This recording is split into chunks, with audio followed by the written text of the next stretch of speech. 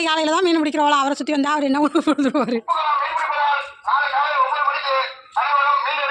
மீன் எடுக்க குளத்துக்கு வந்தாச்சு. குளத்து மீனை பிடிச்சி எல்லாருக்கும் பங்கு வைக்கிறதுக்காக தான் இப்போ எடுத்து வச்சுக்கிட்டு இருக்காங்க. வீடு தவறாமல் எல்லாருக்கும் நிறந்து பங்கு வச்சு கொடுத்துருவாங்க. அப்புறம் எல்லாமே இந்த மீன் ஃப்ரீ தாங்க.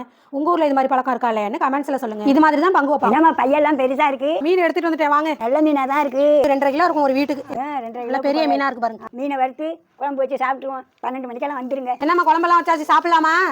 சாப்பிடுவோம்மா.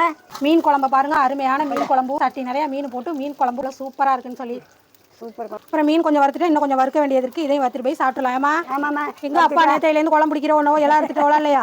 எல்லாம் அறுத்து வச்சுட்டு படுத்துருக்குறாரு. இந்தா எடுத்துகிட்டு வரேன் போங்க. எடுத்துட்டாங்க. இந்தாங்க சாப்பிடுங்க. அருமையான சாப்பாடு.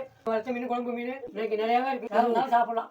மீன் குழம்பு சூப்பராக இருக்குது. இந்த வீடியோ பிடிச்சா ஒரு லைக் பண்ணுங்க, ஒரு சப்ஸ்கிரைப் பண்ணுங்க. பாய்.